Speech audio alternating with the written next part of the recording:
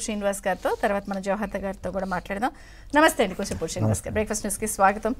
ఏంటి 100 రోజులు మీకు ఎలా అనిపిస్తుంది? టెస్ట్ మ్యాచ్ లాగా ఉందా, T20 లాగా ఉందా, వన్డే లాగా ఉందా? అంటే ఫస్ట్ ఆఫ్ ఆల్ కంగ్రాచులేషన్స్, మంచి అభినందనలు, అన్ని డైరెక్షన్ నుంచి అప్లాజ్ వస్తుంది.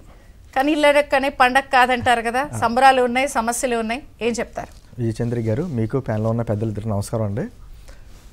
అంటే సంతోషంగా ఉందా, గర్వంగా ఉందా అంటే నేనైతే గర్వంగా ఉందని చెప్తా. సంతోషంగా ఉందంటే ఏదో యథాలాపంగా వెళ్తుంది, ఏదో కార్యక్రమాలు చేసుకుంటూ వెళ్తున్నారు అన్నట్టుగా ఉంటుంది. ఈ 100 రోజుల్లోనే చేసినటువంటి కార్యక్రమాలు, దాంతోపాటు వచ్చినటువంటి ఈ ప్రకృతి విపత్తులు, వీటన్నిటినీ కూడా అధిగమించుకుంటూ చేసుకున్నటువంటి విధానాలను బట్టి, అంటే ఆ రోజున చంద్రబాబు గారు ముఖ్యమంత్రిగా ప్రమాణ స్వీకారం చేసిన రోజునే పెట్టిన 5 సంతకాలు, వాటి అమలు, అదే సందర్భంలో దాని తర్వాత తీసుకున్నటువంటి నిర్ణయాలు. ఎందుకంటే విజయచంద్ర గారు, మాకు 164 మంది శాసనసభ్యులతోటి మాకు మంచి మెజారిటీ ఎందుకు ఇచ్చారంటే ఈ ప్రభుత్వం మీద, ఈ నాయకత్వం మీద ఒక నమ్మకంతో ప్రజలు ఇచ్చారు. సరే, ప్రజలైతే మాకు అధికారం ఇచ్చారు, కానీ యుద్ధం చేయడానికి ఆయుధాలు లేవు. ఉన్న ఆయుధాలన్నీ తుప్పుపట్టేసి ఉన్నాయి. శాంతి భద్రతలు లేవు. పోలవరం ఇబ్బందిలో ఉంది, రాజధాని ఇబ్బందుల్లో ఉంది, పక్క రాష్ట్రాలతో సఖ్యత లేదు, కేంద్రం వద్ద దగ్గరగా ఉండి ఏదైనా సాధించుకునేటువంటి మార్గాలు లేవు. అప్పుడు అంటే మొత్తం అంతా కూడా రాష్ట్రాన్ని చిన్నాభిన్నం చేసి జగన్మోహన్ రెడ్డి మాకు కూటమి చేతిలో పెట్టాడు. ఒక పక్కన రాష్ట్రాన్ని గాడిపెట్టిలో పనులు చేస్తాం పాటు మరియు ఆ దుర్మార్గులతో కూడా మేము యుద్ధం చేయవలసినటువంటి పరిస్థితి. ఎందుకంటే భారతదేశంలో ఏ రాష్ట్రంలో లేనటువంటి అత్యంత దుర్మార్గమైనటువంటి ప్రతిపక్షం ఉంది ఇక్కడ. ఎక్కడైనా సరే రాష్ట్రానికి సంబంధించిన అంశాల్లో ఎక్కడైనా పొరపాటు ఉంటే చెప్పొచ్చు, లేకపోతే విధానపరంగా ఏదైనా విమర్శించవచ్చు. కానీ మొత్తం రాష్ట్రం సర్వనాశనం అయిపోయింది.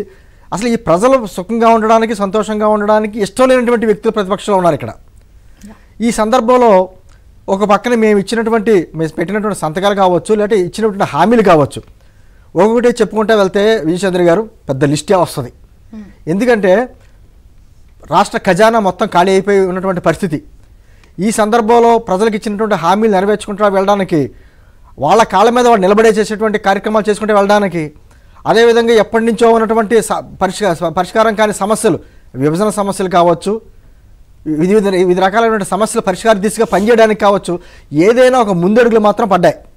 మీరు అన్నారు చూసారా, మేము ఆడుతుంటే 11 మంది క్రికెట్ తెలిసిన వాళ్ళతో కాదు, వాళ్ళ గూటి బిల్లు ఆడేవాళ్ళు, వాళ్ళు తీసుకొచ్చి మాతో క్రికెట్ అంటే ఎలా కుదురుద్ది వాళ్ళకి తెలీదు. విధానపరమైనటువంటి విమర్శ కూడా వారికి తెలీదు. నేను అంటుంది ఈ రోజున 5 సంతకాలు, కొంతమంది కొన్ని డిబేట్లో కూడా చూశాను, అంటే కొన్ని మంచి పనులు చేశారే కానీ కొన్ని అసంతృప్తులు కూడా ఉన్నాయని. ఇప్పుడు జరిగింది 100 రోజులు. ఈ 100 రోజుల్లో గత 20 రోజులు బట్టి కసిగా ఉన్నారు ప్రజలు. యాక్షన్లు తీసేసుకోండి, వాళ్ళ మీద తీసుకోండి. 1, 2 మీ 3 పార్టీల కేడర్ కూడా కొంత పదవుల విషయంలో వాటిల్లో ఇంకా ఎప్పుడు అని ఒక అసంతృప్తి అంటుంది. ఖచ్చితంగా ఉంటాయి, లేకపోతే ఎలాగా ఉంటాయి. కానీ అంటుందా వాటిని ఎక్కడా కూడా చట్టబద్ధ పాలన చేసుకుంటూ వెళ్తా, రాజ్యాంగానికి ఎప్పుడు ఇబ్బంది కలగకుండా, అంటే ఒక విధమైన నిజమైనటువంటి సుపరిపాలన అంటే ఎలా ఉంటుంది అనేటువంటి చూపించుకుంటూ వెళ్ళాలి.